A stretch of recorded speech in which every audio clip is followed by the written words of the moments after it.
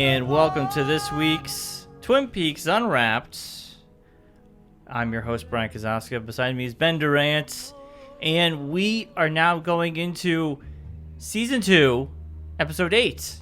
Yeah, Season 2, Episode 8. I have to remind myself we're on Episode 8, Season 2, and I think you I always get confused. Yeah, this. So you're still new with this. You've never seen the show before. So you saw Episode 7, and then did you see Episode 8? Did you know you were in the new season, or when did you realize you were? I didn't know on the Blu-ray. It doesn't tell you, but the only reason I watched Episode 7, and then on the Blu-ray, the bonuses kind of go with that episode. Yeah. So the bonus was like some advertisement that aired on ABC.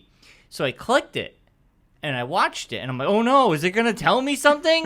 And it gave you a recap of the whole season, and then it goes, something like, we're coming back in September, and you'll find out the killer, blah, blah, blah. I'm like, oh, that was the last episode? Yeah. And the only reason I didn't realize it was the last episode, the last 3 episodes had ended on a cliffhanger. So to me, it just felt like a really good cliffhanger because they've been ending on that kind of note. So I didn't really know.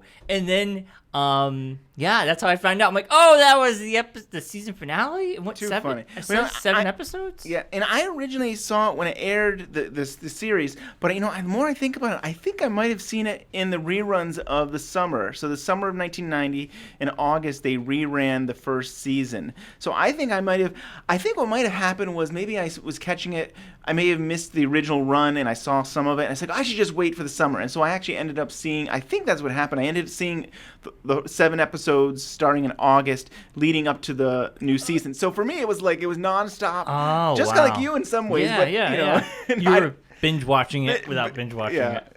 So, I'd love to give a little bit of history before we get into the new season, just to give perspective of, what happened in the summer and stuff. Okay.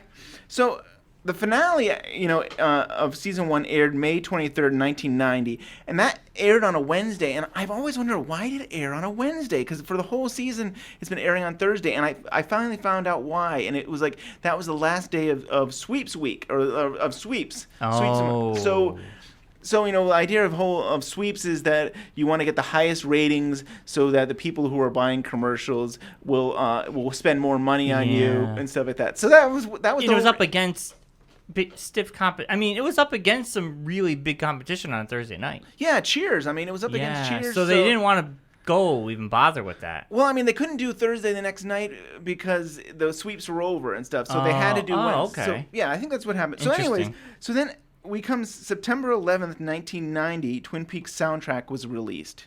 Oh, wow. Yeah, and then and I mentioned already in August how they reran the first season. On September 14th, Alan Thicke hosted a nighttime special called Behind the Scenes and featured Cop Rock show and Twin Peaks. So he had all these the Cop Rock. I remember that show. So it had interviews with the cast, and it had Mark Frost and David Lynch, and it was a pretty decent actually packaged thing. Yep. And then on September 15th, The Secret Diary of Laura Palmer book came out and stuff, so that people could. So the first season hasn't come out yet, so this is all stuff that's coming out before the new season. Mm-hmm. September 16th, the Emmy Awards, and Twin Peaks was nominated for 14 awards. That was more awards than anybody else. They only got 2 awards, and that was in costume design and editing. Oh my God! So 14. 14. So really, what I think happened, is there's all this hype about the show, and everybody loves it, and they probably get all these nominations, and then we get time to vote on it, and they're like, we're over Twin Peaks. Yeah. And it's too bad because it's just too bad. 14. 14 nominations, and you get 2 that are considered technical awards, and not even for director. They're not even aired on the award show, probably. They were done in the afternoon in someone's basement. Oh, man, that's a shame. And then September 29th, the season premiere of Saturday Night Live had Kyle MacLachlan on it and stuff. And I think at the end we might run a little bit of his monologue to end the show. And but later on, when we do our parody show in the future, there's a whole parody of Twin Peaks, which with the Saturday Night Live cast. Oh, it's really good stuff. I gotta watch that. Yeah, you gotta check that out. on September 29th, there was talk about doing a 1-hour recap show, and it wasn't going to be your typical recap show. Mark Frost was talking about introducing new characters on this program, and they were going to it's kind of crazy. That's weird. And they were supposed to be stranger than the regular cast and stuff. This never happened. So I mean, I don't know if Alan Thicke's show took its place or something, but originally but this was actually in newspapers. This was in the Freelance Star newspaper on July 26th. There was talk about doing so 2 months later, and I guess they decided to drop the idea of. So it was just going to be a Twin Peaks. It was going to be a 1-hour recap episode, but it was going to be like a special episode where. And it would be after every episode? Before? No, it was just going to be this one-time special okay. before the new season began. Kind of a way for people who maybe hadn't seen it or people who have forgotten the first season. Yeah. It seems like every show that comes out nowadays has to have, like, you have The Talking Dead, and now everybody's doing that. Right. But it sounds like Twin Peaks. And they did some unique things. Time. When we get into the second season more, they were doing things like a 900 phone number you could call, and you're paying money to find out more about Twin Peaks. So they were doing some. Wow. That's 1-800. Maybe I did do. Maybe. Did you call? Of course, I had to call. How much was it, Ben? I think it was like $2, and then like a dollar every extra minute. And my god! And the thing is, it's like a pre-recorded. It's a pre-recorded thing with Lucy and Andy talking, and so. Was it anything new, or was it just from the show? So it was mostly kind of them just recapping the show, and then you had this mystery man who would be like. They all of a sudden Andy and Lucy would be stopped talking. It's like, it's the mystery man. I've got some secrets to tell you. Do you think we could find these? I think we can find them. We'll have to find them. I'm sure that. Oh my god! I'm sure we can. I think one of the DVDs probably have it on there. Maybe it's the gold box. If not the Blu-ray, have them. Ben, how many did they put out of the mystery man stuff?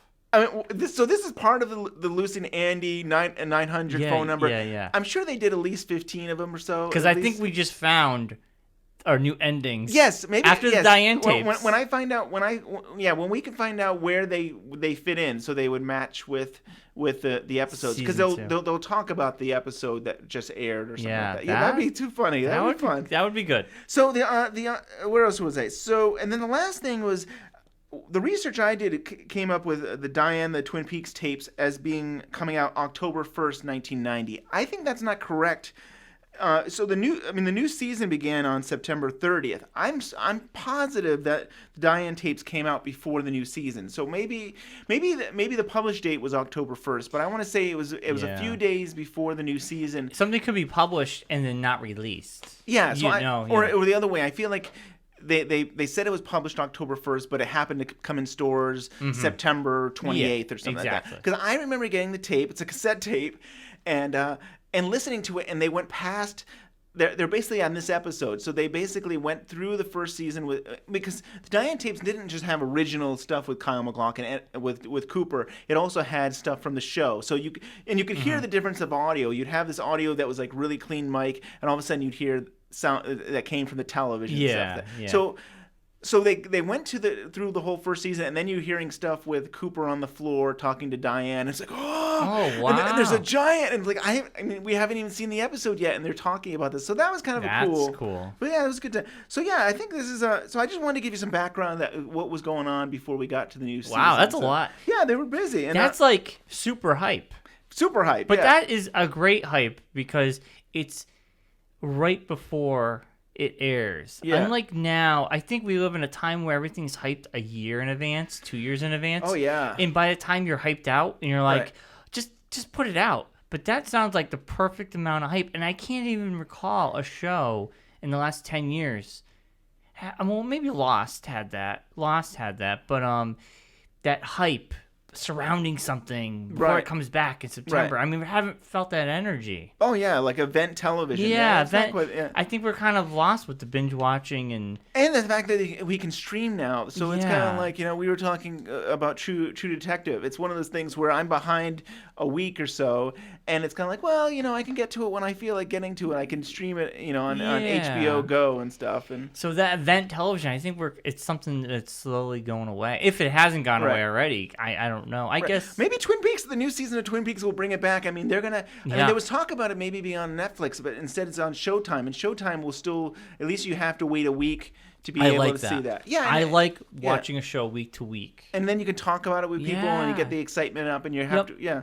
So the new season was the first episode of the new season, episode 8, was written by Mark Frost and David Lynch. So we've gotten back together again. I don't think they've been together. They're getting back together. They're getting back together. I don't know I don't know when they were. Maybe it was the second episode, or that last time they probably. Yeah. I'm guessing that was probably the last time. The episode with the Red Room. Yeah, when they're eating dinner in the beginning. And, I think that was by Mark Frost. So I know David Lynch directed it. And he directed this episode, and this aired on September 30th, 1990.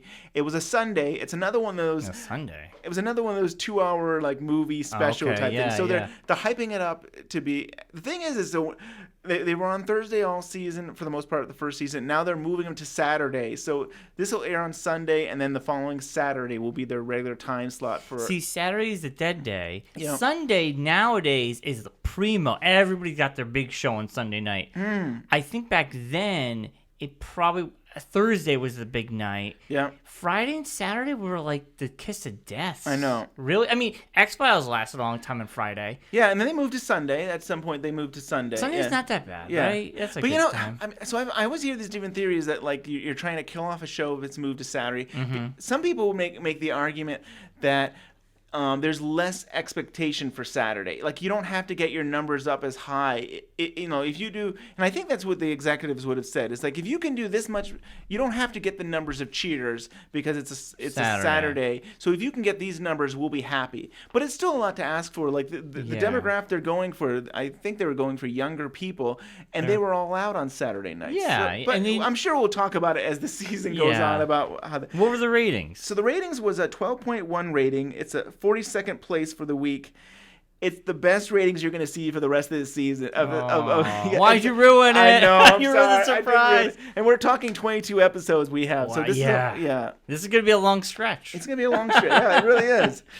So why don't we? Do you have some notes? I have a lot of notes from episode 8, Ben. I have a lot of notes. Okay, I want to start off the Blu-ray with the Log Lady diaries in the beginning. She's talking about the pitch of gum she chews. Now, I've noticed in this season, maybe I just wasn't paying enough attention in the first season, but this season, I paid more closer attention to what she's talking about, and it kind of does wrap in to the show. And she's talking about the pitch of gum she chews, which is an odd thing. It is. But they bring it up later on in the episode. Someone's chewing gum. She is, right. She's in the gum. double R. And she's chewing the gum. And the funny thing is that wasn't even in the script. So it's one of those things, again, David Lynch kind of says, brings in this is an actress he's worked with for years and stuff. He's like, hey, why don't you just come into the scene with a double R and you can be chewing gum and stuff. But it's not even part of the script. It's just something really? And then, okay, so this is the interesting part. We start off the episode with Cooper on the floor bleeding. And obviously he had a vest on, but he still got hurt, and he got the wind knocked out of him, and he's bleeding. He's laying there, and room service shows up, and it's an old guy, an old tall guy, who kind of like could have been the giant, like just weird, lanky dude. I've never seen. How do you think before. about that? You think he reminds you of the giant? A little bit. It wasn't the same actor, was it? No, it wasn't the same actor. But this guy is just talking to Cooper. He brings him more milk, and then instead of calling for help, he's like, "Oh, you better drink that before it gets cold." Yeah. And then he gives him the thumbs up, and I'm like, "Wow, this is a long scene. What is going on here?" That's funny. Yeah, and this is typical David Lynch style. I mean, like in episode 2 where he's the horns are eating and stuff. It's like, we're gonna take our time with this. So here's the funny thing is that.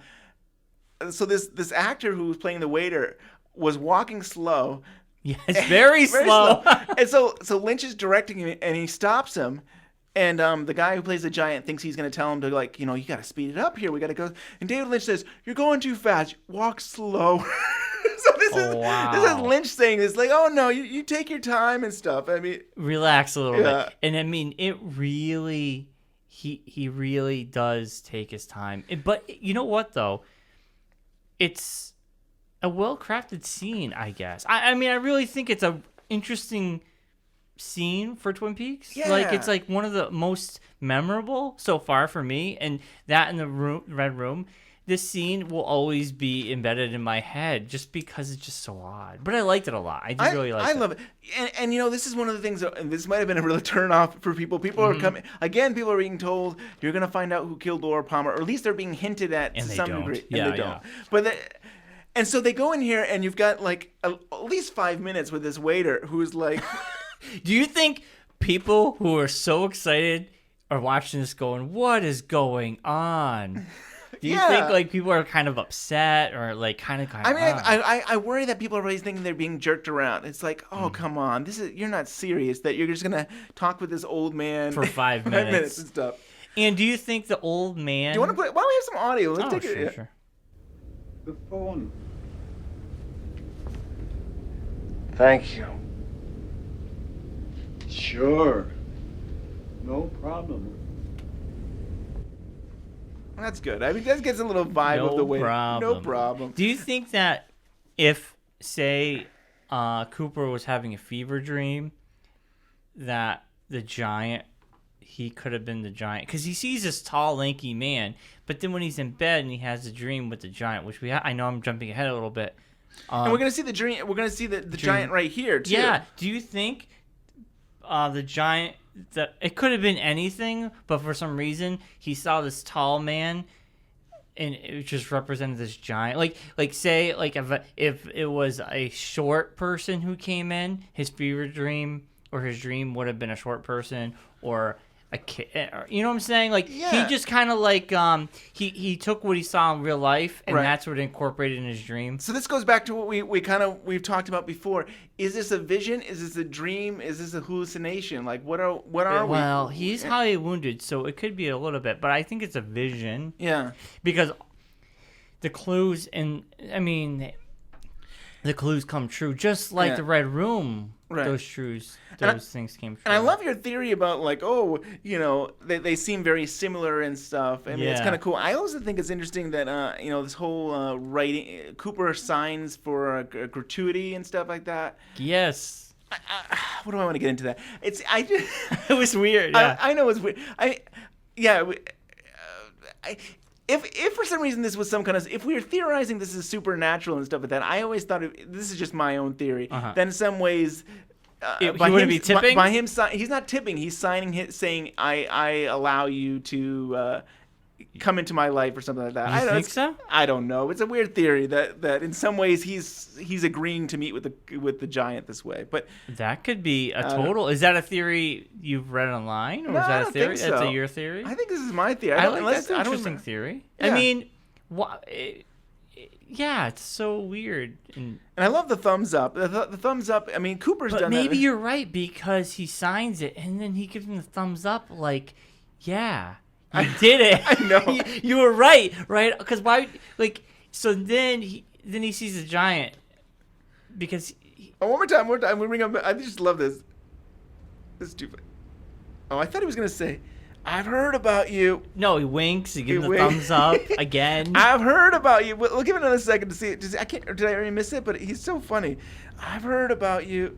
Yeah, he really. I mean, it must be driving people crazy. He's winking. He's giving the thumbs up. He's winking. He's giving the thumbs up. He leaves. He comes back. One more time. Does he come back one more time? Is that it? I think that's it. Okay, then the giant. Yeah. So I mean, I like that theory of yours. Yeah. So David Lynch contacts Frost and he says, "There's a giant in Cooper's room." he has no. I don't think he has any other ideas right now. But he just says, "There's a giant." That's one of his things. And he says to Mark Frost, "Do you know any tall people?"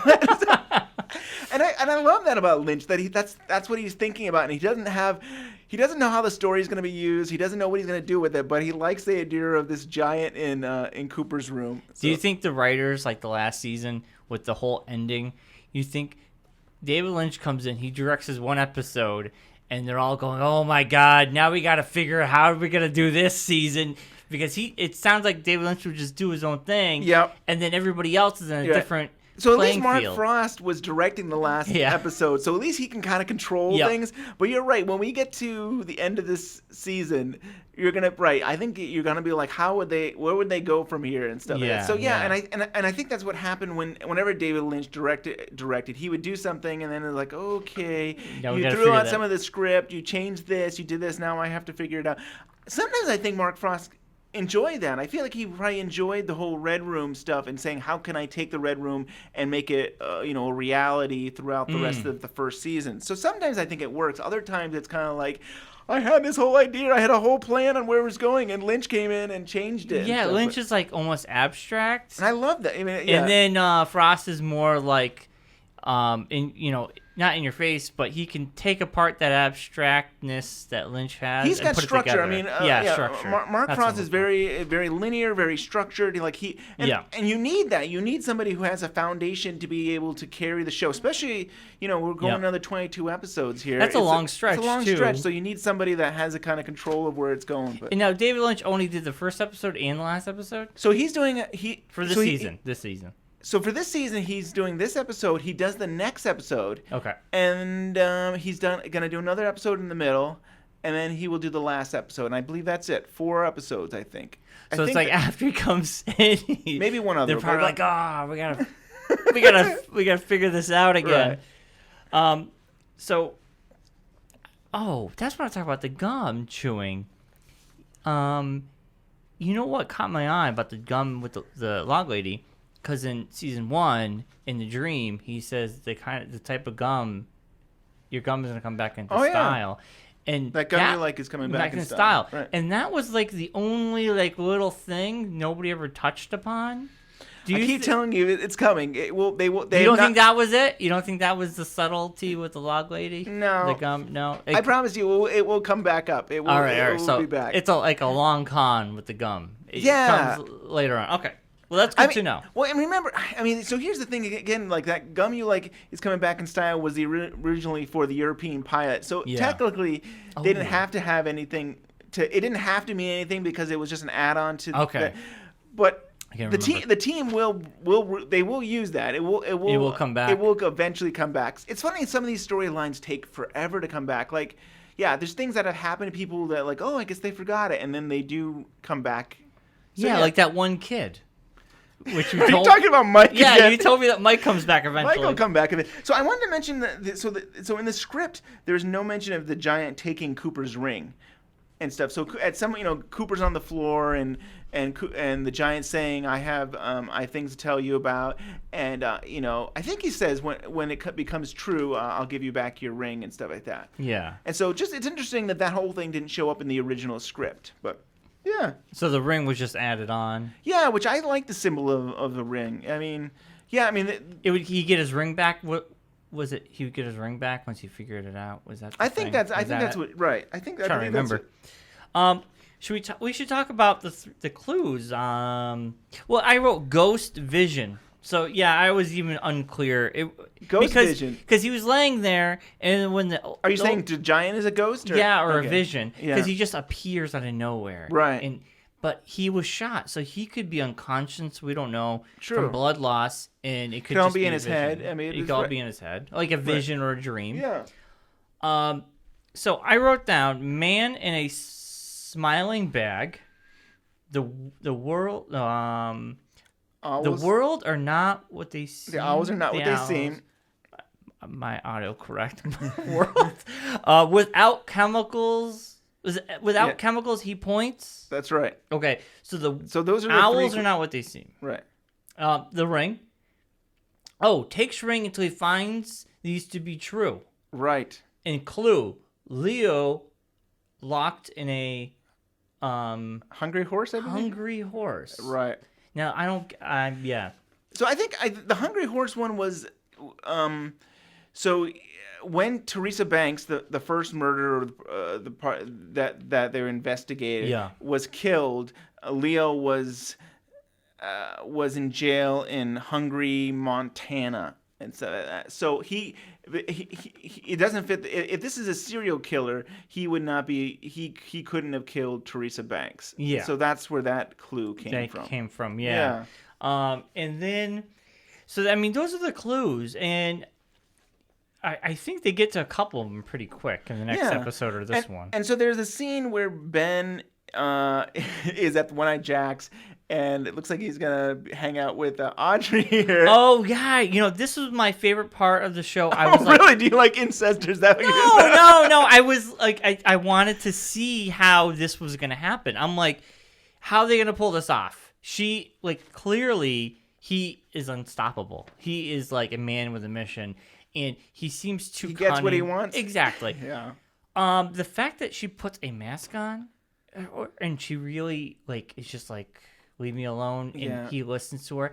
A part of me thought it was going to go the other way. He was going to walk in and see that it was his daughter. And I that's how I saw it going. I just didn't know where it would go after that. Right. I thought maybe he would be disappointed in himself almost.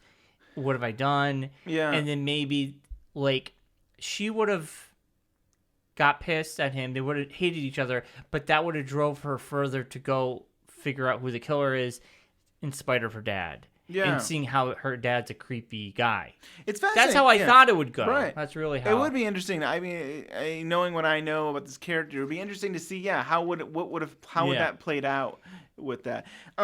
In that scene, there's a point where Ben calls her Prudence. I think that's her name. What, Mrs. Prudence? Black? No, I'm sorry. He calls Audrey. There's a scene where he doesn't have a name for her. So when she's just someone with a mask on. So he says, "Do you, Prudence?" That's her name or something like that. Yeah. But in the script, he's trying to get her to say what her name is, and she doesn't want to talk about it. But at one point, she says Prudence and stuff like that. But in the TV version, you don't know why is he calling her that and stuff. So this is something that was probably edited out where she's saying she's making up a name and stuff like that. Yeah. I think that's fascinating sometimes to say, well, why did for people who were watching this, why does he call her that? It's edited out that. Or almost you could in your mind be like she's being prude. So he would say Prudence, making fun of her, why are you being so coy? True. I mean, that's what I think I would have thought as well. Yeah. But it's interesting they've seen the script. She's the one that gives that name, and he's responding to the name that she mentioned. Yeah. I guess in hindsight, it just makes more sense for him to say it almost, because he's really trying to move in on her. It's kind of disturbing. It is. It's very disturbing. Yes. But he's a disturbing guy. So Cooper, still bleeding out, notices his ring is gone. So this happens after? This must happen after Black-Eyed Jack's. One-Eyed Jack's, yeah. One-Eyed I mean, Jack's. it kind of goes back and forth between that, where he's just laying on the... He's laying there for an awful long time. I'm sure that's driving people crazy, too, because clearly they can't solve the murder mystery if Cooper is laying on the floor. So, I mean, I feel like he's on the floor for 20 minutes if you take into account the One-Eyed Jack stuff happening. Yeah, it's a pretty long time. Then... Oh. Now, here we find out from the cliffhanger. Nadine in coma from pills. Sawmill burned down. So these are the big happenings. They tell... I think they actually tell Cooper, or they... Oh, you're talking about Big Ed is in the hospital. Yep. And Cooper, I believe Truman and Albert are in the hospital with them hanging out. And Ed decides to share how Nadine got the patch. Yeah, it was like... Oh, wait, I haven't gotten to that. Oh, no, I'm sorry. Am I thinking of something else? What are you talking about? That happens later a lot on. later. But I'm just saying, they tell Cooper is bleeding out, misses his ring, but we found out Nadine in coma from her pills, and the sawmill burned down.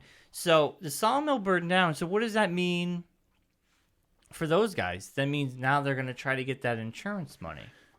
Yeah, so that whole storyline from the first season. Okay. Yeah, you wanna place?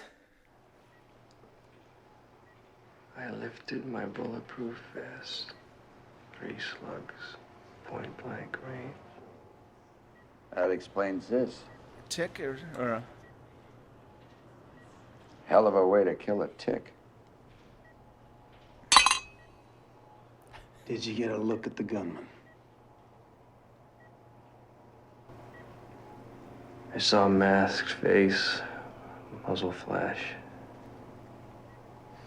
Oh, I didn't see it. Lucy, you better bring Agent Cooper up to date. Oh, here it is. This is where. Leo Johnson was shot. Jacques Renault was strangled. The mill burned.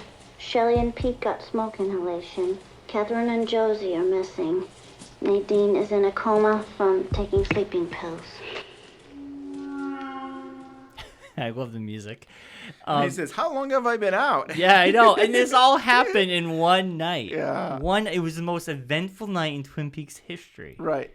Or so, we're told. And it's so funny when she starts talking. It's like, I always call everybody's got their theme music. So when she starts talking, you hear that music. It's like the jazz, you know? Yeah. Like she's a beatnik, and all of a sudden she's going to start like talking like a beatnik. But yeah, like all this stuff happened. And do you feel that was a good, do you think they did this scene almost to remind people what happened? Definitely, it was a recap. It was definitely, And but it even was a people who clever never way watched it. It was a clever way to do a recap, Yeah. and they've done that before, like in the first season where Truman comes into the police station and says to Lucy, "What's going on?" And she starts talking about Invitation to Love. It's like, "Oh, this one's having an affair." Yep. And then Truman's like, "No, I'm talking about here. What's happening here?" and stuff. But I mean, in some ways, you can get. It's kind of a clever way to retell something. Yeah. Yeah. Oh, so there's a Invitation to Love is gone. Ben. It's gone. What are we gonna talk about? So you're saying I have to get over it? Yeah, you have to get over Invitation to Love. I'm over it. So there's a news reporter talking about the mill burning, and that is Mark Frost. So that is him. Oh, really? Yeah, that's him. Should I turn it up? Nah, I don't need to do that. But I just wanted to point out that was Mark that's Frost cool. as the reporter. Oh, that's he's the reporter. He's the co-creator of the show. So next on my little notes here is fat guy Jacques in body bag, smiling bag, which is a clue. Right. That's the first one that you figure out. That the giant. Yeah, we basically figured out the first one. Did you see that? Like, I was like, what? Because the bag was hanging where it looked like it was smiling. Yeah, I mean, I guess it's supposed to be a happy face. A happy face. Yeah. And Jacques was smiling quite a few. He was a big smiler. Bite the bullet, baby. Bite the bullet. He's so creepy. He's so. I think. Yeah, he just did that. So is that smiling? And at first he's wanting to know if the bag's smiling, but later on it is hanging. Yeah, up. it is hanging. It doesn't look like a big Yeah. smile. So that's your second clue so far, because Leo locked in the Hungry Horse. Hungry Horse, Montana. I believe. Hungry Horse, Montana, and the fat guy in the bodysuit was a clue, another clue. And the other ones, I mean, we're not. I don't believe this episode we find out anything about the owls are not what they seem. Do we? Nope, I don't think so. That happens later on. I think it Right. happens next episode. All right. But it's. I mean, what I love about this is that like. They're using these mystical elements again, similar to the Red Room, where you have this Red Room and like now we have to try and understand it and solve decode it or something like that. And that's kind of like now we have this other element. Is it supernatural being or whatever this giant thing is? Now he's leading us and he's got these breadcrumbs to help us. With this mystery, and I think it's a clever way to do it. And for me, I eat this stuff up. I love this strange stuff. Yeah. It's cool. And do you think if they went to season 3, it's okay? You had a midget, you had a giant, and then what would have been the next? Where else would they have gone? Like, yeah, giant midget. I don't know. Extremely obese person, a very skinny person. Right.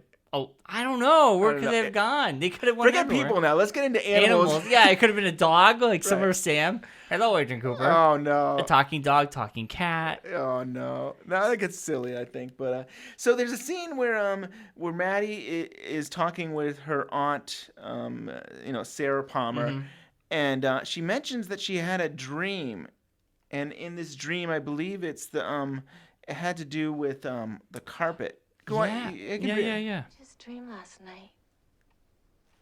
About what? The rug. Right here.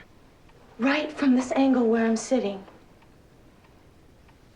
Was Laura in it? Of course you were. All right, that's good. Oh, so this is the scene I wanted to talk about. Well, let me just. Okay, I got one more thing to say. Okay. Hold that thought. All right, I'm holding it. And I'll even pause this here. But so, Oh yeah. Well, I guess no. What we can keep. We'll go back. You go. You tell me what you want to say. Cause Okay. Yeah. So, Leland, right? Is that Leland with white hair? Yes. He's singing and he's happy, but why does he have white hair? His hair turned white overnight. Yeah. But I is think that a I feel like the story doctor. thing? Or is that A little bit. I feel like the doctor. I feel like Doctor Doc. What is it? Doc. I can't even think. Doc Hayward. Yeah. I thought he said to say that it had to do with the whole anxiety or the whole issues with the loss of his daughter. So I thought he made some kind of medical reasoning for it, but maybe. Yeah, I mean, I guess I can't want to know remember. the story in real life. Like why? I feel like at some point it'll come up. I mean, maybe at some point it might But be. like, brought is up his hair generally white? Because it was No. So they dyed The it. actor. for Yeah, the I was thinking about show. that today too. Did they have to dye it, or is he wearing a wig? He doesn't look like he's wearing a wig. No, it looks like real hair. But Right. like, so we know he killed Jacques. Right. Nobody else knows that yet. Yeah. And so he's happy because he believes the killer Yeah, is dead. right. But why would that cause your hair to go white? Right. But but I think I like the way you're going about it though. That it seems like he seems to be relieved now that that at least he believes that the killer has been killed and stuff. Revenge. Revenge. So maybe there's some kind of there's I don't know. Yeah, but it is funny that it seems like if we do 1 + 1 = 2, it seems like he gets the white hair because he's now relieved that the killer has been killed. But it's so weird because I would think Right. his hair would go white from the shock of knowing his daughter died. Yeah. And then all of a sudden his hair turns white because he killed the killer and he's happy? Right. It's just weird. It is It's weird, but it's It's Twin weird. Peaks. I know. I don't know if we should put too much thought into it. No, we but- should not. His hair. It could be the whole season talking about his hair. But I like the fact we have a happy Leland only because I was getting a little bit tired of him dancing and crying. Right. But now I know the whole dancing thing. He's dancing and singing like all the time.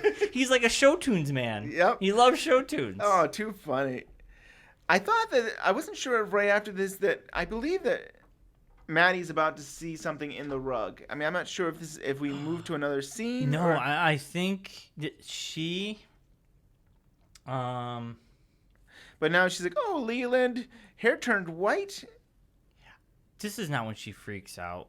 Like, no, we already saw that. That happened last episode. No, maybe right here. Turn up the volume for again, I guess. But we're looking at this rug, and there's this red. Oh, and she sees like a blood. It looks like a blood stain on the rug. Yeah, she has a vision. Is this a vision or Yeah, is this a vision? I guess so, right? I would say it's a vision here. So yeah, that's good. Yeah, so she freaks out. So I think the original script, I think what they wanted to do is they wanted to put Bob. You know, we've heard about Bob. Well, Bob was a vision for Sarah Palmer. I think they wanted to put him in with the rug, like somehow morphed in. And actually, the Japanese Laserdisc has like a weird Bob that's kind of morphed in with the rug, but it looks awful. I think you can find it on YouTube. You can find a Japanese Laserdisc version of this scene.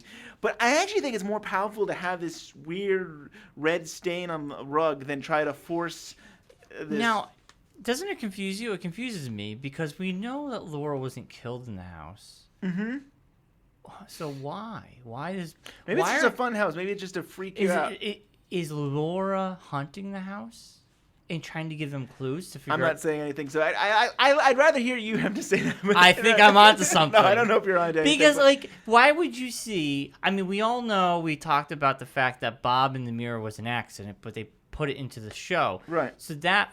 And that was David Lynch thing. So that changes things. Why would you see Bob in a mirror in the house that nothing happened in? Right. And then all of a sudden, the mom would see visions in the house. Right. And Bob behind the bed and everything. It definitely seems to be the women in the family are the ones that have Having visions. Because I think we're led to believe that Laura Palmer had visions as well. I mean, I think we. But why the house? Is the house haunted? Yeah. Is Laura trying to come through the grave and say? That'd be interesting, right?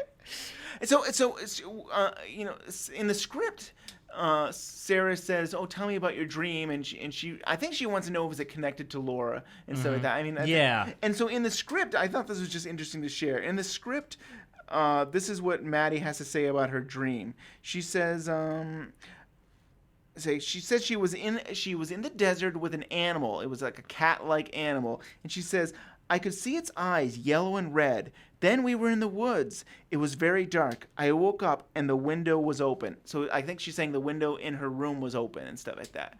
But it's like, yep.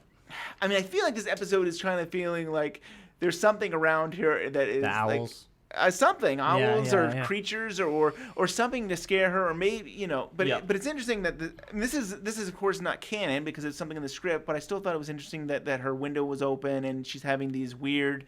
She's having dreams, visions, and stuff. There's actually another thing was cut that was in the script that wasn't in the show was that she was hanging out with Donna and they were looking at the Meals and Wheels and Maddie sees Bob just staring at her. I don't think he's moving. He's just like in the room staring, and she freaks out. So I mean, I feel like something's freaking her out and stuff in this. Yep. But yeah, so I just wanted to share that about this scene.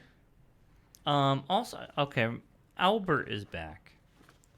Why did I write Albert is back? Well, I mean, there's a scene where they're investigating Leo's house. Oh yeah. And and Annie. I mean, everybody. I think Albert is a troublemaker. He's a very brilliant agent, but he's a troublemaker. So I think Andy's freaked out. Actually, Cooper and Truman are in the house. Yes. And you hear yelling from Andy. Agent Rosenfield is back. And he puts his foot onto a board and he hits himself in the head. And it seems like a Looney Tunes or something. Yes, like his character is becoming super Looney Tunes. Later on, he becomes he's just becoming a buffoon almost. Right. And he didn't start off that way. His character's just kind of evolved. Right. I mean, he started from a crying police officer, which was a little strange and odd, but to like this comical piece of the show. Yeah. And do you think maybe because he's heartbroken that what's her name doesn't love him anymore? Which Lucy, huh? Lucy. Her story gets a little bit crazy too. Yeah. Andy smacks head with floorboard, finds boots. Finds the boots and cocaine under it. That was like right. I think we remember seeing it being hid there. Well, Didn't we? Leland had he talked about boots all the time. It was there was like they were in the woods with Mike and Bobby, and it's like Leo needs a new pair of boots or shoes or something like that. But then he's like, I feel like the season finale, he's actually working on boots and he's hiding stuff in there and stuff. So he's talked about it a few times about boots. So I don't know if we knew it was actually located there, but we know that. Okay. So I don't know. Yeah, I don't think so. I mean, I think there was. I don't want to get into because I don't want to spoil. I'm not sure to spoil. But yeah, so he finds. The boots and cocaine. Yeah. The cocaine was in the boots. I'm trying to remember if there was anything else in there, but yeah. Now, was that to frame someone? You got to jog my memory a little bit. I know, that's what I mean. That's why I think we're confusing it with Bobby and Shelley doing something, but I think this was just Leo hiding his stash. Okay. Okay. But Agent Rosenfield is back, and Albert, he shakes his head about like, oh, this buffoon. And there's a great scene coming up. I don't want to spoil. I know I took notes, so when you get to it, I want to talk about it with Albert. So, Log Lady chewing her gum at the R&R. Next, so that goes into the whole gum chewing thing, and they ask Pitch her, gum. "Is this?" Oh, I don't think this is the episode. Later on, they asked her to stop chewing gum or something. Oh yeah. I think the real issue is, I mean, later on, I don't think it's a huge spoil. Smacker. I don't think that's a big. Norma goes up, is in the double R and sees the log lady and says, "Can you stop leaving the pitch gum all over the place?" So it's not. She can chew gum all she wants, but the fact that she takes it out and she starts like putting it on the wall and under, like a kid, which would just leave gum everywhere. Yeah, so I think that was a real issue with Norma. Is like I have to clean up your messes and stuff. Do you think that log lady? You think her gum is some sort of like earpiece? Because it's from the wood. It's from the sap. It is kind of interesting that pitch gum. I've never thought of that. I mean, I think it's kind of pitch neat. Gum. Right. So, like, she can leave it around the R&R, and she, or is it birch gum or pitch? Yeah, it's pitch. Yeah. And then, like, she can somehow... The log will get the information and then tell her. Maybe it was like spies. It was spy gum. Why else would you do that as an adult? I don't know. I mean, she lives on the grounds of the woods and stuff, and maybe she's just come accustomed to eating Sticking certain her things gums and places. putting her gum wherever she wants. You know, people like. I mean, I'm not tobacco. What is that? Chewing and stuff like tobacco? that. I mean, that's just her thing. Maybe, Yeah. Maybe her father used to chew pitch gum, and she decided to chew it. And I guess you can't really swallow it either because it'd be kind of gross. Yeah. So we get to another clue.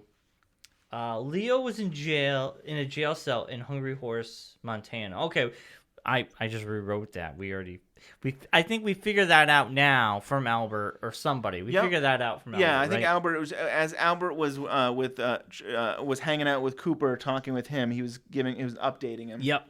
And then we come across one-armed Mike. He's selling shoes. He finally takes up the offer of coming into the police station and to sell those shoes, which is very convenient because nobody's there. Oh, yeah. Really, and he has no one to sell shoes to. I forgot what the actual title of the shoes are, but they're Circle brand shoes or something like that. They're actually the same shoes Leo had for boots and stuff that was in there. How But convenient. yes, but I thought it was interesting, like that it's a circle or ring shoes. Yeah. A type of shoe. Now I wrote James talking and Laura playing with fire and Bob. Why did I write that? You did because from the season finale, it was Bobby who planted the drugs in his In the gas motorcycle, can. and so he was arrested, and so Yep. now Truman is hanging out with, or he's actually interrogating James over this, and yeah, so I think there's this whole thing now of the third man. There's a mystery man. Yeah. The mystery man, and so Truman's asking James about the mystery man. And I think that's where this whole idea that Laura did mention a Bob. And so we're... Oh, yeah, because after this, I thought it was Bob the killer. I think after this episode. Remember? Right, yeah. I've come to the conclusion after this episode that I thought it was Bob who was the Right. third And killer. I think that's a logical conclusion when we get to the end of the episode to make that... I mean, I think that's where we're leading. I mean, so I feel like with this, the first season was really about who killed Laura Palmer. I feel like in some ways, this new season, at least it's starting off to be, is who is Bob? Like, Yeah. Who is Bob? Like, you figure out who Bob is, you figure out who the killer is. It might not be Bob, but it might be related to Bob. Or Bob will bring you to the killer, right? Like, it's like something like that. I had some other comments, but I can't find my notes on it. So I guess... This is the episode where Donna acting like Laura with glasses, cigarettes, sees James in prison. So Donna, I don't know where this transition happens with Donna, because in the first season she just acted like a friend and concerned, and we're gonna find out who the killer is. Then all of a sudden she's starting to turn into Laura, like she wants to be Laura. Yeah, it's almost like is she trying to take this detective work way too seriously? Figures if I act like her, I can figure things out better? Or is it because of her love with James? Because she thought James was in love with Laura, but because Laura's gone, is their secret love now dying out? So if she's going to act like Laura, James would still love her more? Because I think you're right. Yeah. I think you're on the right track. So I even take it I'll add another factor in here. I'll add the Maddie factor. So we have right. Oh yeah. Yeah. So we have Laura, who in a way seems to be the true love. She seems like she's even more loved now because she's dead. Like she can. I mean, she has her faults, but in a way we kind of bring her up because she's dead. Yep. So there's that, and then there's Maddie, who looks like Laura, and it seems like maybe James might have feelings for her too. And so to hold on to James, if Donna can become Laura, or if she can be more of a badass, then maybe she'll keep James. Yeah, she'll keep James. So that seems like you're right. That's where I was going with, and because she visits James in prison because he's still in the holding cell, and she gives him the kiss to the bars, and she's smoking cigarettes, and I'm like, what the heck's going on with her? Bring us on. Bring us. Helps relieve tension. When did you get so tense? When I started smoking. When I started smoking. And it's so funny, like, she kind of goes off hinge. I almost feel like, because I'm not that far in the season, where I'm at, without, jumping ahead here, right? She kind of loses her own identity. She's trying to get back to herself again, right? Where I am, but it's like she changed herself so much to keep James. Yeah. But then I think she realizes this ain't happening. I got to get back to being me again. Yeah, I also think in some ways that she lost her best friend. I mean, Yeah.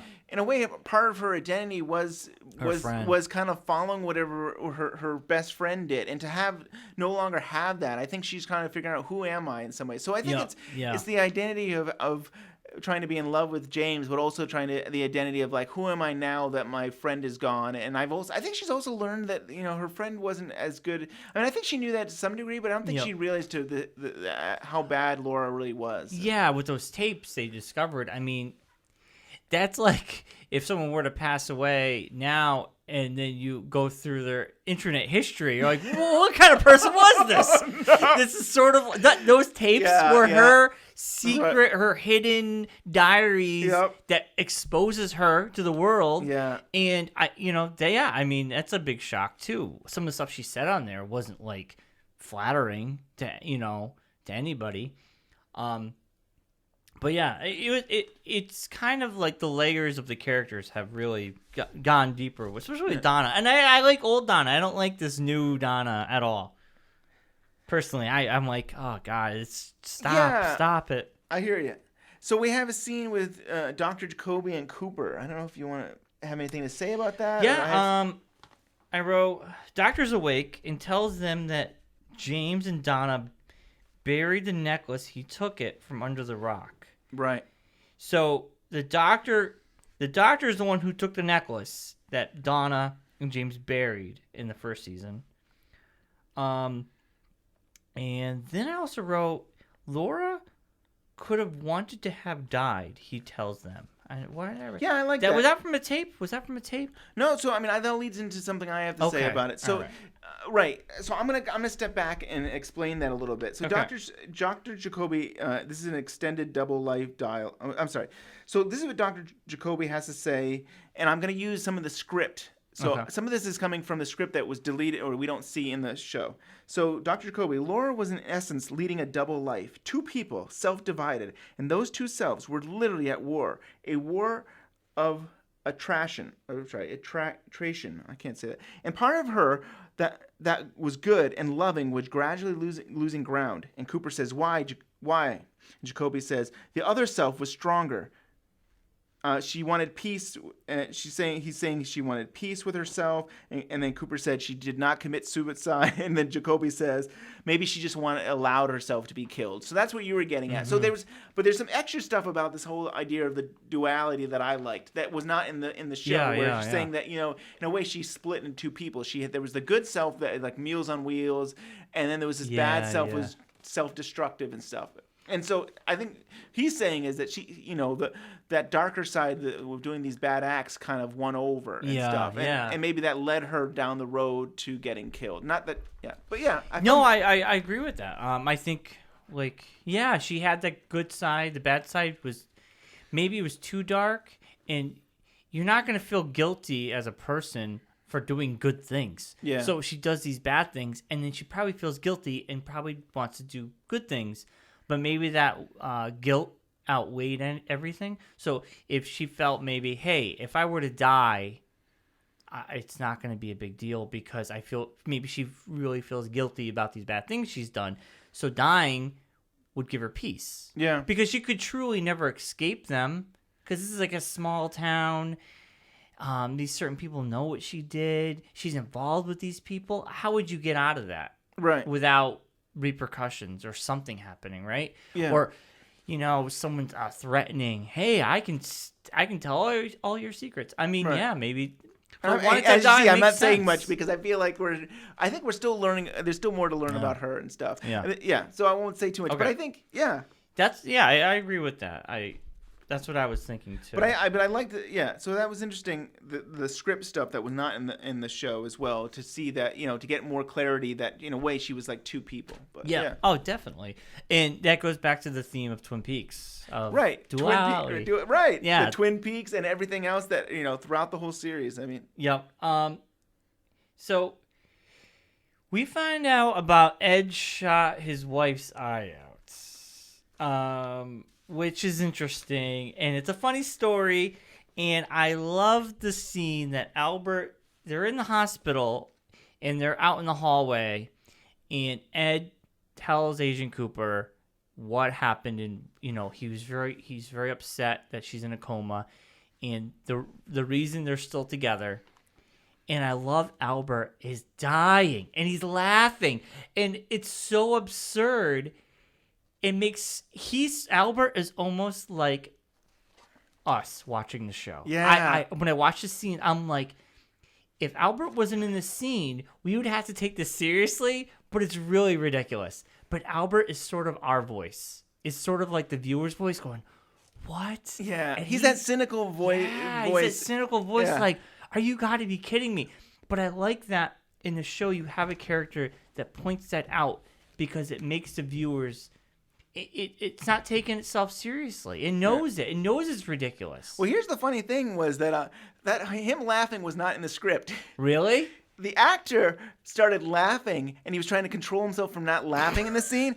And David Lynch is like, he looks at him, and it's like, if you feel like you need to laugh, you should laugh through this and stuff like that. So it was actually David Lynch who was like, you know what? I see that, This is ridiculous. Yeah, and I love that about Lynch, that he can, like, he's willing to change depending on the scene. We've talked about this in the first season where there'd be like something fell off the wall and he's like, you know what, let's leave it. We'll work with it and stuff. And here where he was kind of like, you know what, I have a character here who it makes sense for him to be laughing because he doesn't, he is a very cynical character and stuff. So to actually say, yeah, just go with it. I think that was awesome. Yeah, I mean, the scene, it comes off very natural. And I'm watching it going, oh my God, that's exactly what a lot of people are thinking watching this scene.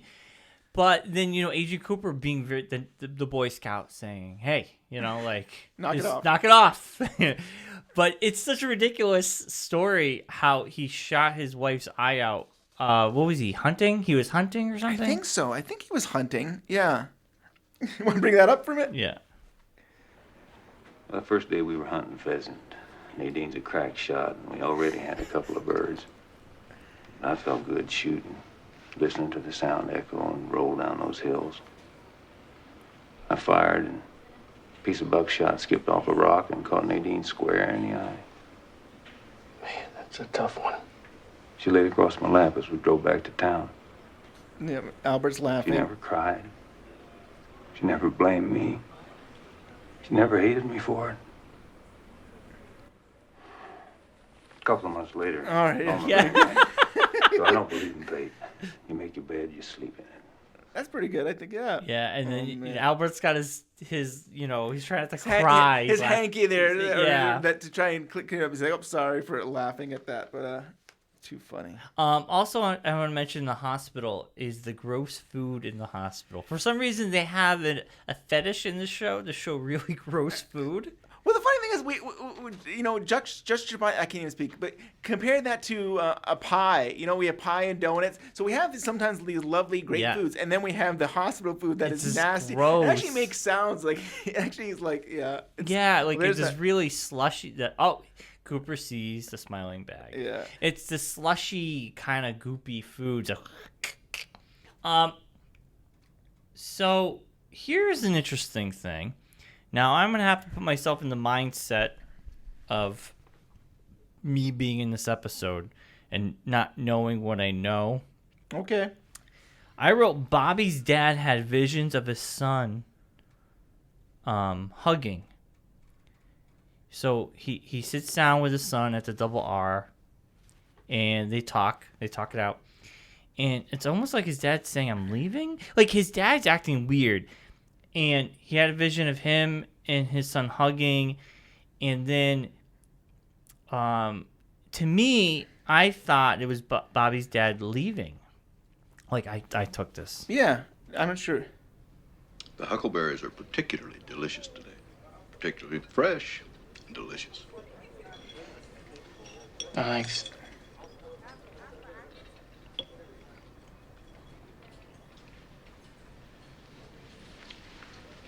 Bobby,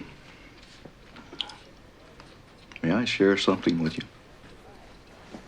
Okay. A vision I had in my sleep last night. As distinguished from a dream, which is mere sorting and cataloging of the day's events by the subconscious. I thought that was interesting. So the vision. Yeah, we've taled about vision and dreams. Huh? clear as a mountain stream. The mind revealing itself to itself. In my vision, I was on the veranda of a vast estate, a palazzo of some fantastic proportion. There seemed to emanate from it a light from within this gleaming, radiant marble. I had known this place. I had, in fact, been born and raised there.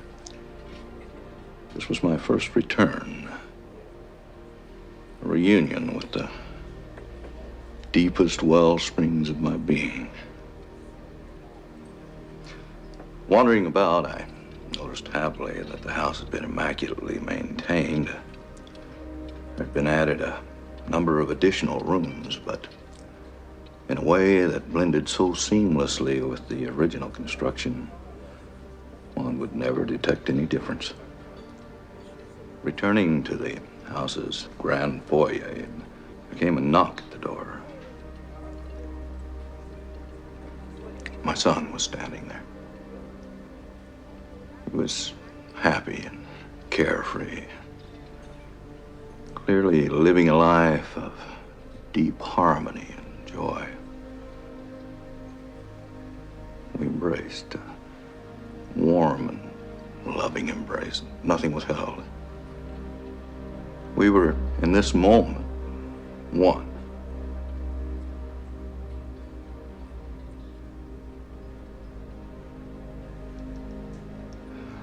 My vision ended. I awoke with a tremendous feeling of optimism and confidence in you and your future. That was my vision of you. You? I'm so glad to have had this opportunity to share it with you. And this is what made me think he was leaving. That whole speech I wrote down, is he leaving? Because he gets up after that. I mean, if my dad sat me down and told me that, I'm like, are you leaving? Are you dying? Is something happening to you? This is very... It's almost too, like, kind of like, it's like symbolic of, you know, just what he was saying. Like I thought he was gonna walk out the door and we would never see him again. Right. And we do, obviously. And yeah, I mean, for me, there's so many emotions I get from that, and that's a very emotional. I mean, Bobby gets emotional about the whole thing. And that's the first time you see Bobby listen to his dad. Right. Other than that, he just wants to smoke a cigarette and ignore him, and he's. But my first thought is, as a dad, he wants to say, I want the best things for you. I want you to have a great future, and I believe that you're going to... And I think, you know, as a dad, you hope that your son turns out right and that things are good. And Bobby has been kind of messed up. I mean, he's been a troublemaker and stuff. My other thought is that, like... So, yeah, maybe he really can see the future, and it will be great. And without spoiling anything... It would be nice to see that happen in the new season. Like, it would be nice to see 25 years later, could we see that everything that Bobby's dad, Major Briggs, said could come true without... I mean, I don't want to say what happens or if anything happens with Bobby, but I'd love to believe that what he's saying is true. And then there's stuff coming up in the future that we'll be talking about, supernatural stuff that I feel like the stuff that Major Briggs is talking about could also be considered supernatural. Now what I know, when he says the light, I'm like, could that be aliens? Right. Yeah, and stuff like that. Right. What he said, it's like, if you saw us for the first time, you knew nothing beyond this episode, you take it almost at face value. You can think of it spiritually or something. But then when you watch the show and you go back and listen to that, it can mean something totally different. Yep. You know? So definitely. Totally. So I think we've talked about, like, if you ever wanted to rewatch this, I think you would have a different perspective after watching the whole series and going back and say, oh, I could see. And that you know, they might not even intended it that way, but you watch it and say, I could see that. Meaning that now that what I know. So there was a scene where Cooper is breaking down, or is kind of talking more about what could have happened the night of Laura Palmer's death and stuff, and they're kind of going back and forth like, oh, well, there's some dialogue that was cut, but I thought you might appreciate this stuff that was in the script. So so they're breaking it down. It's like, oh, you know, this is what happened, and the killer must have done this, and And so Albert says, attempting to implement Leo Johnson, he wrapped Laura's body in plastic that was taken from Leo's house or car. So this is in the original script that the Albert said that? Albert's saying this. So they're Yeah. kind of like saying, okay, we remember that, they're just talking about that night, what could have happened. And so Albert says, we think that it's quite possible that the plastic from Leo's house was used in this murder, and it was only to set up Leo. It was another way for the real murder. I'm just saying that. I mean, that's not saying that Leo isn't the murderer, but I'm saying that in this but script, I thought Leo was a murderer because of that plastic. right? And so it's interesting to see that the writers decide that they want to put that in there, and they didn't actually use it in the show, but it's still interesting to see that they had written something about that. And also, I feel like if they had put that in the show.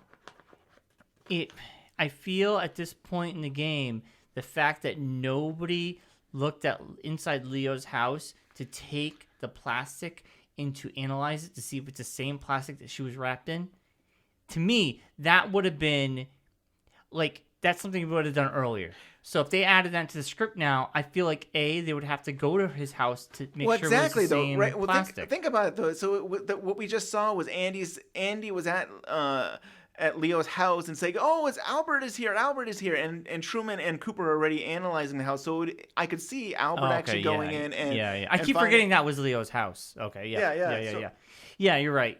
But like, they were they did, but they had they would have to make sure there was the same plastic, or if they saw something cut out of the plastic, like it seemed weird. Yeah. I mean, I think it was just interesting that we've always thought that and now they're saying it. Now they're actually saying it, and they're saying it was only for the killer to implement Leo. Like they wanted to make sure that they wouldn't get caught, so they're trying to set Leo up. Yeah, and how would they have no proof of that? But that's a theory. That's a good theory. Yeah, and again, this is not canon. This is it's fun because you and I have talked about it. It was fun to say, oh well, they had originally a script that would say that. To throw us off. Yeah, just to throw us. No, Major Briggs, when he was another script thing that was in the script was Major Briggs mentioned when he was in the diner that wasn't in the show was that he his military base was about 20 minutes away, and so that he liked to come to Double R and have pie and hang out. But I thought that was kind of interesting. I never really think about like, oh, he actually does go to work. He wears his uniform and he actually does go. I don't know. Sometimes you don't think people go to work. You don't think the kids go to school. Yeah, and then you kind of like, oh yeah, I guess he does have a job, and the military. And then he has a daughter named Scully later on. Yes, exactly right. Starbuck, William Scully there. Yeah, yep. He has a. Too funny. I was reading more. I mean, in preparing this, I was reading some of the interviews with him, and he was saying how when he was on the X-Files, he wanted to make sure that they didn't make him Major Briggs. And it's hard because he is I mean, he's a military guy and stuff, but he kept on telling the writers, please don't make me the same character as Twin Peaks, to just have something different. But, yeah, you don't want to do that. Yeah. Now, Catherine is missing. That's something it's not much to talk about other than Catherine is. After the sawmill burnt down, she went into hiding or just disappeared. We have no. For the law enforcement, for the police, all they know is that Josie and Catherine are both missing. They don't know where the whereabouts are either. Now, this episode does contain a lot of donuts, like a huge. Do you think that actually cast members would eat these donuts after the scenes? Because there's a lot of donuts. Maybe. That's a lot of donuts. You do wonder that, like, are they real donuts? I mean, they got to be prop donuts because they go through a lot of donuts if they were real. Yeah. The first season, I never did get to bring this up on the show, but on the first season, I think it was like maybe it was like the first episode, Cooper says a policeman's dream, or actually it might be the pilot, a policeman's dream. And I thought it's funny that he says policeman's dream, and then a few episodes later, the policeman, being FBI agent, has a dream and stuff like that. But yeah, a policeman's dream. And this is the first episode too. Usually they do like just like shots of the trees and sawmill. Yeah. They actually just do a pan and a fade of donuts in this episode. We just missed it, but it's just donuts sliding across your screen. So this episode, Ben and Jerry Horn meet Hank. Now I wrote that because I think they don't. Do they meet Hank? They know who Hank is, but why did I write that? Ben and Jerry Horn meet Hank. Jerry and Ben Horn meet Hank. They've worked with Hank before. Actually, Hank was the one that recommended Leo for the fire. Yeah. So I think this is follow up where I think they're like, I don't know if they're following up if he did a good job on the whole. Yeah, that's what it was. That's what it was. You're Yeah, right. so they're just following up on how things went. Leo is in a coma. Come to find, we know this, that Leo's in a coma. I think there's actually a scene where you see Leo laying on the table, and Leo's on the table. The doctor, not the doctor, but the guy doing the autopsy, the doctor, just a doctor's there, and what's her name? Shelley shows up, and because I think Shelley realizes she's still in love with Leo. Like, I think she feels bad what she did. I don't know. Is that in this episode, or are you talking about another episode? I feel like I don't think. Maybe you're right. That happened in the next episode. Yeah, I jumped ahead of myself. Leo's in a coma. Catherine could have been burned up in the fire. That's their theory, is Catherine could have been burned up in the fire. But there's no evidence of that. But I think that's what some people are thinking. Here we go. Donna takes over Laura's Meals on Wheels route because she wants to become Laura. Right. And did she get a note about this? I think she got a note. It was a note. I think it's the next episode when she actually goes on the route. Right. We see her. We learn about it. Yeah. And then Palmer. Leland Palmer. Palmer with dinner with Leland fainting after singing. Yeah. So we're at the scene where this is a weird scene. Where we are I think we're at the Hayward family, and we get to learn that Donna not only has one sister, but she has two sisters besides her, which they're never in the show. We had one sister in the pilot who was never seen until this episode, and then we have another sister who plays the piano, which we never see again. Yep. But isn't one dressed as a ballerina or one's dancing? Yeah, or something like that. And the father, he comes in and he dances and he sings. Yeah, the piano, and she's dressed in a tutu, and it's like a musical number. It's like they're having a good time, and then he faints. I think we need to play this a little bit in a bit. Okay. I mean, I don't know if right yet. We'll wait for a second, and then we'll have maybe Leland sing a little bit, because I get a kick out of his singing. He's a riot and stuff. I mean, to go from this really crying constantly to all of a sudden he's happy and chipper. And you think this was an answer to like fans going, okay, he's miserable too much. He needs to be happy. Either the fans or it's like, I mean, the actor Ray Wise was like, when he first got the part, he's like, and he cries at the morgue, and he cries in the bedroom, and he cries at the phone, and like all he does is cry. He does. He cries so much. So it's like, oh, thank God, I'm not crying anymore. I actually get to have some lines and sing and do something else. Yeah. So this scene, do you think people watching at home, they get to this scene and they're like, we have maybe 10 minutes left of the show, 15 tops, and we don't have a killer. You think people are pissed? Yeah, if they're still if they're in that mind frame of I want to know right away, they might have been gone by the time while Cooper was on the floor. But I think the people who really respect and love this show, they'll go for anything. They're like, hey, I just want to see these characters. Why don't we get some maybe some dialogue here? Trying to play Mendelssohn's Rondo Capricioso. Oh, she's still. We'll go back. We'll come back. And if you think about it, the show's almost bookmarked by two big scenes. Cooper on the floor, and then it ends with this long scene. Of, it's these two bookmark pieces. Right. It's interesting how and his bookmarks were like, I don't know what's going on. I don't know what's going on with this giant here, and I don't know what's going on. Which is this the murder of Laura Palmer? Like, am I witnessing? You're witnessing the murder of people might not watch the show anymore. I don't know, but yeah, it's interesting. All right, he faints. Let's get a little bit. It faints. Yeah, he faints because of his. Take your hand, sing hallelujah, come on, get happy. We're going to that promised land. It's kind of interesting. Sometimes the song choice. Yeah.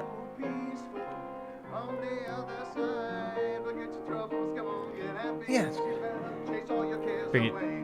Sing hallelujah, come on, get happy. Be ready for the judgment day. Now it gets a little scary. Yeah. He starts like getting too much. Get ready for the judgment day. Sing hallelujah, come on, get happy. It's almost Get like ready for the judgment it's almost like this happiness is a mask for maybe things aren't as perfect. Maybe he's still grieving and dealing with this stuff. Like it's But I also think it's that song is kind of there's some religious overtones, and I feel like on the the other whole side, peaceful and stuff like that. Yeah, like feel like you're heaven or I don't know. But it's interesting. Yeah. I feel like every once in a while you get these little sprinkles of. I mean, maybe because I grew up Christian, so I look at it as a Christian. But I mean, it doesn't have to be. It's still these kind of like spiritual. Well, if you like lyrically, yeah, I agree with you. And yeah, he's masking himself, and I think that's the breaking point where he realizes maybe I just can't. This is a facade. Yeah, let's get happy. Like he's saying, because that's the song is let's get happy. And it's like, I'm really happy. I'm happy. It's like someone hit the fast forward button, and then he just like sputtered out right there. And I can't do this. I mean, he is happier, but it's almost like a switch with him. It wasn't like a gradual getting out of it. It was just like, bam, I'm happy. Right. And I have white hair. I should be happy because I killed someone. I killed somebody. I killed what I thought was the killer and stuff. But yeah. And so Cooper is talking with Diane in his bed and saying he thought he saw a giant in his room. Yeah. Man from Vision is back. Talks about Third Man. Shoots a ball of light into him. I like that. I was going to talk about that too. Isn't that something? Yeah. I mean, I honestly don't know what that is. I mean, even I don't know. It's kind of like, did the giant go into him? Is this the whole idea of a vision that is, Do you think it's what Bob's dad said? What was Bob's dad's name again? Bobby. Right. Bobby's dad. Bobby Major Briggs. Major Briggs. Right. Major Briggs says something about a light. Yeah, he does. And he's like, it's almost like, do you think his little speech is foreshadowing, and then all of a sudden the giant shoots light into... Possibly. I mean, definitely. I mean, for things I know, I could link things together if I wanted to. But I mean, there's no answer really to that. But yeah, it is interesting. I do like that effect of the light going into him and stuff. Yeah, it's like he's shooting his force into him. I mean, I like to think of it as almost like the answers are within you. I mean, really though. Like, I mean, it kind of goes. Yeah, we always have these like dreams with the Red Room, and then we have this giant, and it always seems to be that like the clues are all around you, but it's really within you to understand it and figure it out. So yeah, I mean, that's how I kind of would interpret it. And we didn't talk much. We haven't talked Audrey, a lot about Audrey. She's just trapped there, and people think she ran away. Yeah. People don't. She's missing, but she is stuck at One-Eyed Jack's. One-Eyed Jack's because she can't escape, and she's trying to figure out who the killer is, and her dad. I think she realizes, hey, my dad runs this place. This is weird. Yeah, that's pretty disturbing. And she had hints. She kind of thought maybe too at some point, but yeah, and she's praying. I mean, she's praying to Cooper, Special Agent Cooper, if you can hear me, and she's like talking about like if you could help me, and because now. So she actually put an envelope in his door. He picks it up, and then he gets a phone call. This is the last season, and he also he was getting room service for. This is in the last episode of the season finale. He was getting room service for his milk, so he had said that. But he placed the envelope down, and the envelope actually ended up under his bed. And he finds it later on. Yeah, later on, but right now, But that tells him where she is. Right. Yeah. But right she's now, kind of like, I gave you the note, and he actually, like he was at One-Eyed Jack's when he was undercover last. It's only been a day. I know it's only been. It's true. It's been like 2 days, right? Because they went to One-Eyed Jack's at night. He came home, was shot that night. Was it the same night? Was it? It was the same night. He was coming back from One-Eyed Jack's. Was it One-Eyed Jack's? I can't remember now. You might be right. Yes, because the final episode. That's when they went to One-Eyed Jack's. He met. You're absolutely right. Because he sets Jock up to basically say, "Oh, I've got a new deal to get You're a mule. You're a mule. Come on over the border." You're absolutely right. So it's only has been a day since she saw him. She was thinking, he's there to rescue. He's at the casino. But a whole day has gone by. Right. And there's a webpage that chronicles every day, and it shows you what it starts in February. Yep. And it goes through. It's pretty interesting. I know you were telling me how it's like. Yeah, a I day or got it. something. If you ever want to see, but I mean, I gotta wait till the show's over for me though, because I'll ruin something. Right. I mean, I don't think it's spoiling anything to say that it's basically a month. Yeah, the whole yeah. Because I mean, if you're thinking that we have 22 episodes this season and we had 7 the last episode, you put it together and we basically have 1 month of Twin Peaks. Really, every day is. Yeah. So. I'll just mention. I mean, I didn't know when to mention it, but I'll bring it up now. I mean, I think we've mentioned it maybe on a previous podcast that Steven Spielberg almost directed this episode. Yeah, we were talking about that. Yeah. I mean, I'm kind of glad you didn't. And I mean, you were telling me he would intentionally want it to be weird. So Steven Spielberg says, "I will do this, but it's got to be strange and challenging, and it's just got to be really weird, and then I'm all for it." And I really think he might have done it. And Mark Frost actually had dinner with him, and so they really worked things out. And then David Lynch hears about this. And he's like, no, I'm going to direct the new episode of the first. It's his baby. Of course, his baby. It's like he can do it later. He can do a show later down in the second season. Yeah. And that never happened, as we know. But it also may have not happened because I think Steven Spielberg was directing Hook, the movie at that time. So I don't know, but it was I love how the show went and stuff, and this you wouldn't have had the waiter for 5 minutes. No, you wouldn't have these. Yeah, I don't even think we talked about that. I think Cooper went to. Is that the next episode? Maybe that's the next episode. Oh, I almost said something. Yeah, okay, yeah. but that's still. I think I'm confusing because David Lynch directs the next episode and he takes his time as well. But yeah, you wouldn't have had these scenes, very memorable scenes, if Spielberg had directed. Now, the end of the episode with the Polanski girl coming out of her coma. Yep. She's having a nightmare or vision or anything, I don't know, of Bob killing Laura from the... a nightmare of Bob killing Laura from Polanski when she's coming out of her coma. Yep, right. So that's what made me think Bob was the third person. And I think that makes perfect sense, right? I mean, that makes perfect sense. I walk She's out of this like, going, it's Bob! No, Laura! And you're seeing this. And, you know, I don't think I shared it on the show, but I think I shared it with you. There was a theory that that Bob was giving CPR and stuff like that he was like... That would be really messed up. I mean, I can't say much, but I can't say much, but I mean, I think all viewers should be led to believe that Bob was the killer and stuff. But I think we don't get enough information, and we have to keep watching. But that's right, because when we spoke, that's what you were led to believe. And yeah, I mean, I know could be. I don't know yet. I don't know who the killer is. But. You know, we really haven't seen much of her either, and she's having these flashes. Yeah, I mean, the fire walk with me thing. Yeah, there's a flash of the piece of paper, fire walk with me, and then we're seeing dead Laura Palmer. And I think it's interesting how, like, you want to play this. It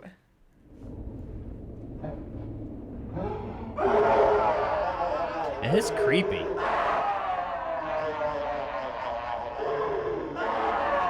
And there you go. That's the end. And that whole thing, I don't know if it's grieving or if it's come monster. It's like it's a weird kind of the way he's. It reminds me of Frankenstein when he killed the girl at the water. Huh. Remember when Frankenstein, the little girl's picking the flowers, and Frankenstein comes over, and he kills her by accident. Oh yeah. And he's like, he freaks out. Right. That's what it reminded me of. I like that. I think that's really cool. Yeah, so that's awesome.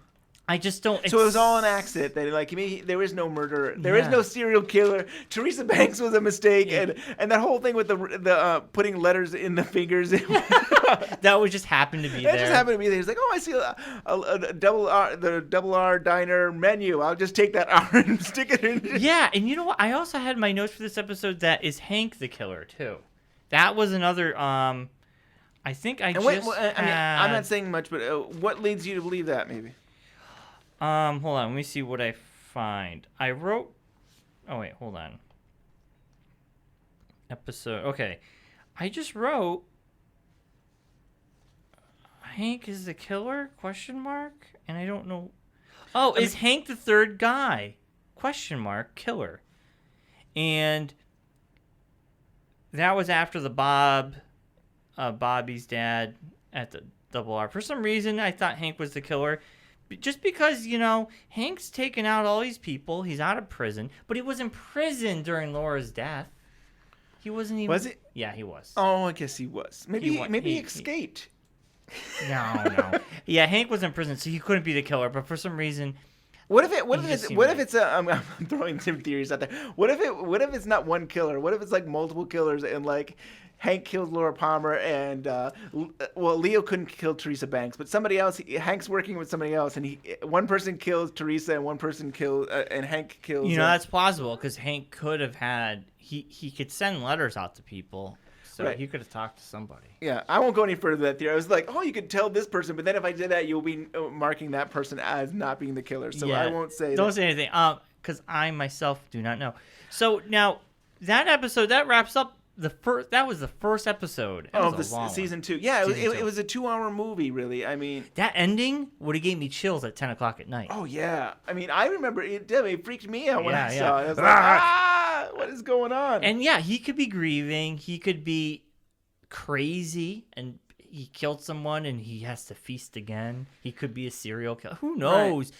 But it really does leave you to believe that Bob is the third person. And you know what? He is the third person in a way because he's there. But yet again, is that a vision? Right. But we're seeing. I know it's very confusing. Right. Coma, fever dream. She's coming out of a coma, and that's what she's seeing. Right. So did that really happen? Right. I don't know. I know. That's what we have to keep watching and see what happens and stuff. So I guess as a viewer, the people must have been happy they gave you a hint, but how do you get to that conclusion? Right. The viewer got it. Cooper didn't say, I know who killed Laura Palmer. Yeah. It was Bob. And I think that's frustrating for viewers, I'm sure. Yeah. Some viewers anyways, that like, okay, it looks like he's the killer, but I don't know. But nobody else knows that except for where does he? Who is he? I've never seen him on the show, and it's not like he walks by and is like, let's arrest him and stuff. And yeah. So, I'm interested because I'm not that far ahead of this episode right now, so I'm excited myself. So now, Ben, you had stuff you wanted to play. Yeah. You're getting that ready. I'm getting that ready, but I'll share one more thing with you that in my research I haven't really seen anywhere else that I just happened upon while preparing for this show. Okay. That I was looking at different newspapers, and one of them was this Roman News-Tribune newspaper. It was in September 28th, 1990, and it talks about Diane joining the show of Twin Peaks. Diane, the secretary of Cooper, being they have. Oh, yeah. So they're supposedly going to have an actress, Carolyn Lindley. She was in the Podium Adventure film, and so there was all this talk. But she, of course, never actually did end up being on the show. But I guess at one point they were really considering actually having the secretary come on season 2 and stuff. I liked her. I like her too. I like the mystery too. But it's still fascinating to see behind the scenes that hey. We had this idea to maybe bring this character in, and then we nixed it and stuff. It's sort of like she's like, in Cheers, you had Norm's wife, and you never saw Norm's That's true. wife. Yeah, that was really cool. Yeah, right. Yeah. And I watched The Big Bang Theory, and you never saw. Wolowitz's mom. And then, Home Improvement, you never saw the neighbor's face. Right. So it's sort of like, it falls into that category. Right. Yeah. And I don't think we ever talked about it, but there were theories out there that Diane wasn't even real. Could it be? Either he named his tape recorder Diane, or that maybe he was crazy, or that he wasn't an FBI agent at all, and he just came in. He's really the killer. I feel like I have to spoil it for you. Cooper killed Laura Palmer. He's been killing people, and then he's able to investigate it, and Ben, what if that was the truth? Whoops! I've ruined it. What if that couldn't be the truth? Because why would he be in the next season? The killer would have. I thought about that. I thought about that. Oh, now I've ruined it for you. I'm sorry. No, I thought about it in a way that I knew it wasn't true, but I just kind of played with the idea in my head. Right. what if he was the killer? That would be something. But huh? no, he's not. His character, that would just been like... Maybe I'm telling you it is so that you will think it won't be. And then when you find out that it is him, you'll be surprised. Like, I had no idea. Yeah, I know he's not the killer. I know. But that would be cool, though. So I think we're done with the Diane tapes that Scott Frost and Kyle MacLachlan did. We've been doing at the end of each show. It pretty much ended around the time of this episode. Like it went to the tapes pretty much ended. There was no cassette tape for the second season, unfortunately. Yeah. But I mean, so it's hard to find this cassette tape. And the thing is, we don't even use cassette tapes, but there are people out there who have put it on YouTube. So you could Google, you could YouTube. Secret, what is it? No, not Secret Diary of Laura Palmer. It's the Diane, the Twin Peaks tapes and stuff like that. And you probably could find the entire. I think it's like 40-something minutes, 48 minutes of Cooper. So we haven't done every single one. We would kind of sprinkle them out through the first season. So they're out there. I would love it if they would do a digital version. That, maybe for the 25th anniversary or something. On CD, really? Yeah, on CD or download. I mean, this day and age. Is that on iTunes?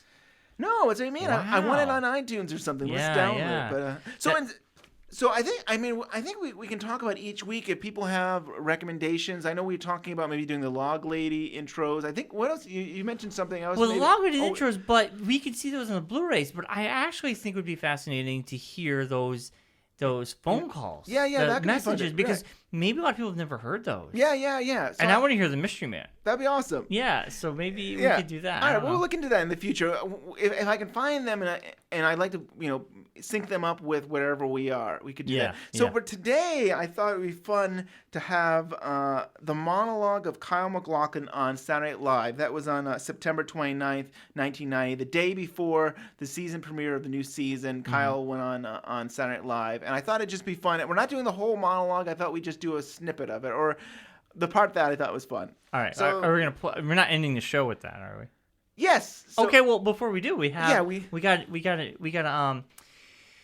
you gotta like us on Facebook, Twin Peaks Unwrapped. You gotta follow us on Twitter, which we've been becoming very hip and popular on Twitter. Yeah, thanks to you, Ben. You've been really doing a good job with the Twitter. Of us and stuff. It's fun to be seeing new people interested in it. And please, we loved having comments. So please, send us through Twin Peaks Unwrapped at gmail.com, emails, or if Twitter and our Facebook page. We'd love to hear from you guys, and we love to have feedback. And we did get one email, which you can email us at twinpeaksunwrapped at gmail.com, like this person did, Daniel. He said, just want to say I'm enjoying the show and hope you continue. I really like how you analyze the original scripts and more obscure production and story details, Ben. That's all. Especially for season 1, where the original scripts, except for the pilot, are difficult to find. That's my favorite stuff, which I think that's what you're bringing to the table. Well, we are. This is our show. I mean, like when we first started, if you listen to Number Zero, our kind of introduction to this show, I think the idea was that this is a time capsule in some ways, that we're opening this up, we're trying to get a sense of it. I love the idea of just like doing the research and saying, hey, you didn't know this and that. So I think this is our show. This is what we're doing. Yeah, it's cool. I think this is the show we would both want to listen to. You know? That's my favorite stuff, he says, and I'm enjoying hearing the Cooper to Diane tapes at the end of every episode, which I've never heard before. Interesting stuff. All right, good luck. Daniel, thank you for the email. You can email us at twinpeaksunwrapped at gmail.com. And Daniel's great. I mean, he's thank been you for that email. He's done feedback on Sparkwood and 21 podcast. That's the other Twin Peaks podcast. Okay. Yep. And he's got a lot of insight. And I can put in the show notes. He's got a blog that he does, and he's really insightful. Like, cool. He'll see things that Lynch has done in other work and compared it to Twin Peaks. And I really like this stuff. So I hope he will continue to give us feedback as we continue the show. Yeah. We'll definitely give him a little plug on our info on the notes for each show. And I'm hoping those notes, you put a lot of work into it to get people the information. It sounds like people do appreciate it. So it's awesome. I think there's a lot of podcasts out there that review things, but I think with your research and your knowledge, it's kind of bringing It's just a more different style. It's a different stuff. style. Yeah. Yeah, I mean, I think Emma on Sparkwood in 21, she's really good at doing the recap. Like, and both of them are. And she just and I don't know if I have the patience to go and go through the whole episode and say this happened, this happened, that happened. But that's not our style. We're very loose and maybe we're more. I think we're more focused on what interests us, and that's just how we do it and stuff. And I think we're hitting the major beats. We don't need to talk about. So. Yeah, I think we're hitting the major beats of every episode. And like I said, I don't know who the killer is yet. I kind of slowed down watching because I'm almost caught up to what we're doing. I don't want to go too ahead because I want that mystery still.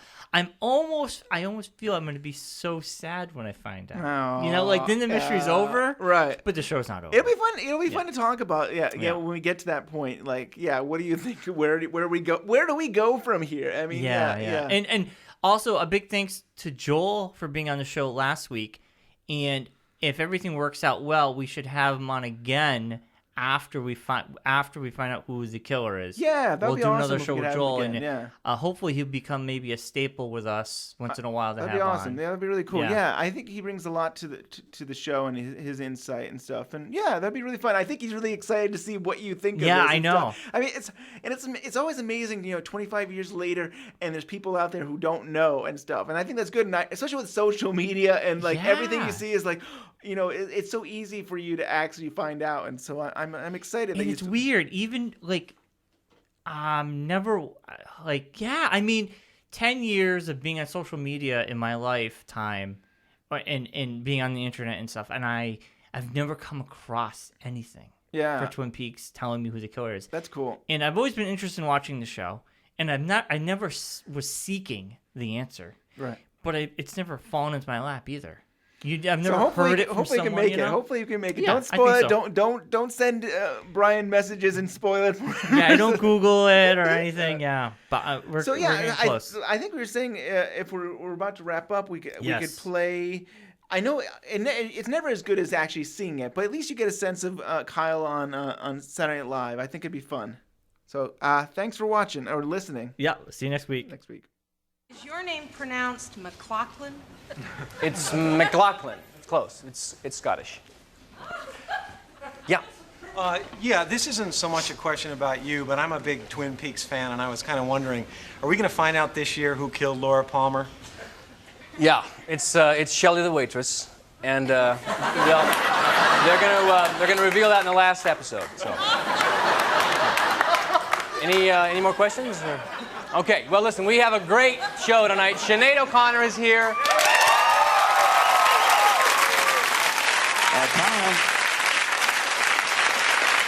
Kyle? Yeah. Kyle, could you come into the control room for a moment? There's a phone call for you.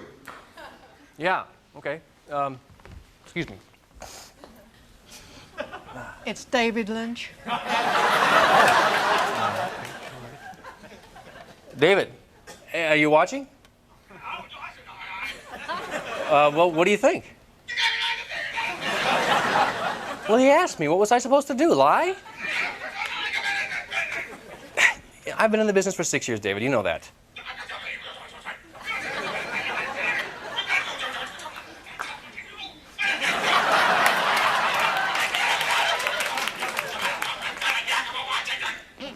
What good would it be telling? It's Shelley, David. I mean, the episode's been shot. It's Shelley, okay? They're going to find out eventually.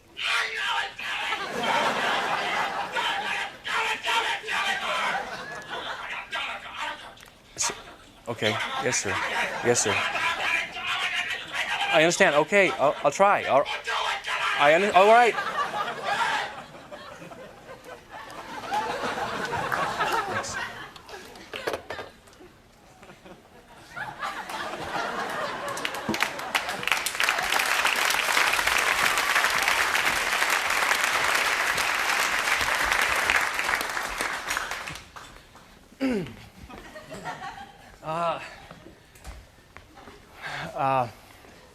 Excuse me, I want to say one thing. Earlier when I made the joke about Shelley, the waitress, killing Laura Palmer, I just wanted to make sure that you all knew that it was a joke. And, I mean, obviously I wouldn't come out here and tell you that that it was real and ruin my chances of being in the second season. I mean, only a real idiot who never wanted to work in Hollywood and who deserves a real big spanking would do such a stupid thing like that. So anyway, we've got a great show, so stick around. We'll be right back.